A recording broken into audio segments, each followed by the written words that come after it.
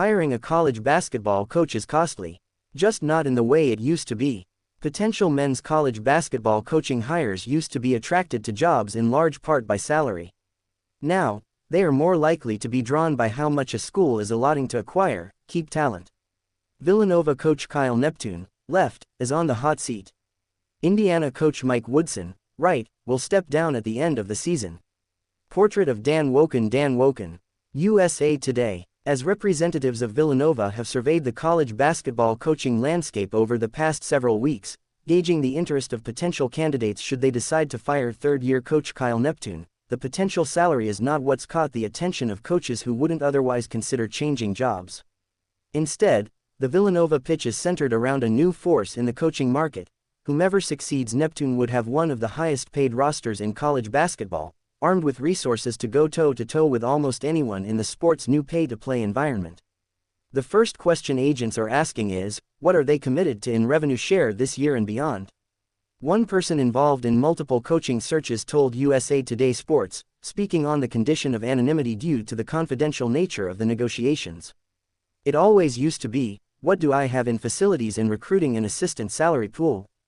But now it's, how much can I spend on player acquisition? Quote, database. See how much your school's coach is earning. Though a transition in the market has been happening gradually since 2021, when college athletes were given the green light to profit off their name, image and likeness, it will play out in full effect during this college basketball coaching carousel.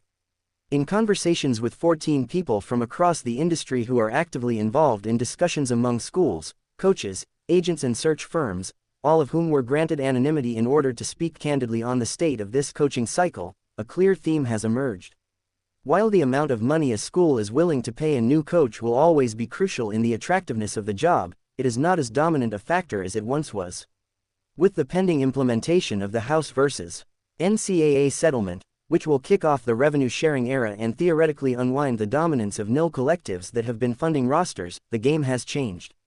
Instead of opaque promises from collectives, which have operated in the gray area of NCAA rules and whose funding mechanisms weren't controlled by athletics departments, revenue sharing will attach a fixed percentage of the athletes' pool to each sport.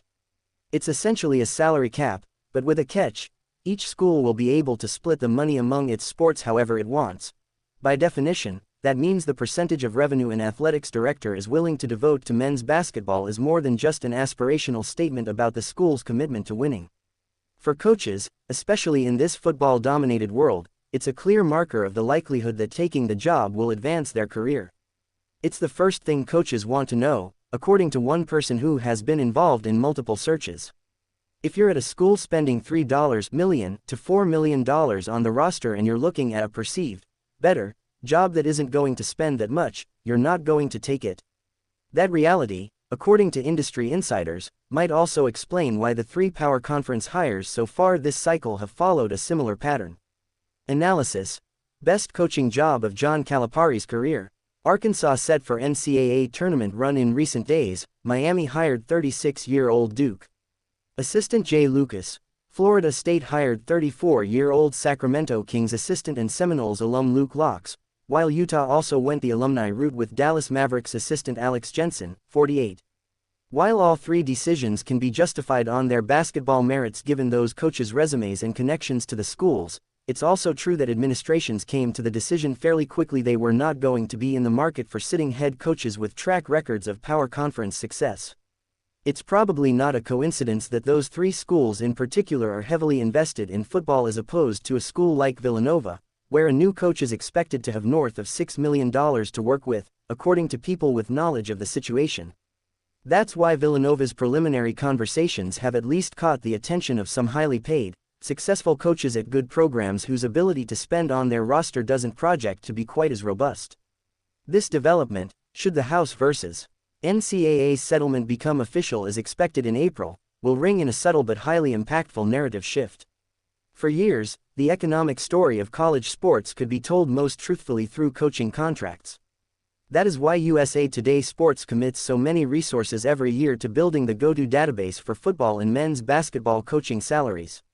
Even as administrators talk publicly about an unsustainable financial model, those numbers keep going up and up and up. But the proposed House settlement, which would allow Power Conference schools to distribute north of $20 million directly to their athletes, will provide a different measure of a school's priorities and its challenges relative to its peers. While some schools have announced their revenue-sharing breakdowns, Georgia, for instance, plans to distribute 75% to football, 15% to men's basketball, 5% to women's basketball and 5% to other sports. Others are still making calculations. Which means, for any active basketball coaching search, it is an undeniable factor in negotiations. Take Indiana, for instance. This is a program that views itself as a basketball blue blood and whose fan base demands a championship contender, which is why Mike Woodson stepped down under pressure last month despite possibly taking the Hoosiers to a third NCAA tournament appearance in 4 years. Indiana's donors have spent aggressively on NIL in basketball, but if the proposed House vs. NCAA settlement is implemented the way it's intended, the booster collectives will wind down and all future NIL deals will be subject to a third-party clearinghouse run by Deloitte to ensure that they are true NIL and in line with market value. The problem is, nobody knows quite what that means. There's also disagreement across the industry about how well it will be policed. Most athletics directors hope it creates a little bit more stability and budget parity, while one coach who spoke with USA Today Sports believes that the rich schools in the SEC and Big Ten will find a way to funnel significantly more money to players than what's outlined in the proposed House settlement. Even if the ads are promising something, can they back it up? One person involved in coaching negotiations said, "I don't think they know. They're all putting budgets and spreadsheets together, but it's as the wind blows." Which brings us back to Indiana. If you're a coach considering that job, do you see a school that has had almost unlimited resources to acquire men's basketball players through NIL as it has the past few years? Or do you see a school that will have to make some tough choices going forward about how to allocate its pool of player revenue? Especially with its football program trying to capitalize on the incredible momentum of its surprise college football playoff appearance. It's a lot of guesswork. We're in a world now where Auburn and Alabama are better basketball jobs than Indiana, one highly connected college sports insider said. Though Indiana has been at the forefront of the coaching searches so far, along with Virginia, they'll have plenty of company in the coming days. NC State fired Kevin Keatts last weekend. Texas is likely to move on from Rodney Terry barring a miracle at the SEC tournament, while a third straight missed NCAA tournament for Neptune would probably force Villanova's hand.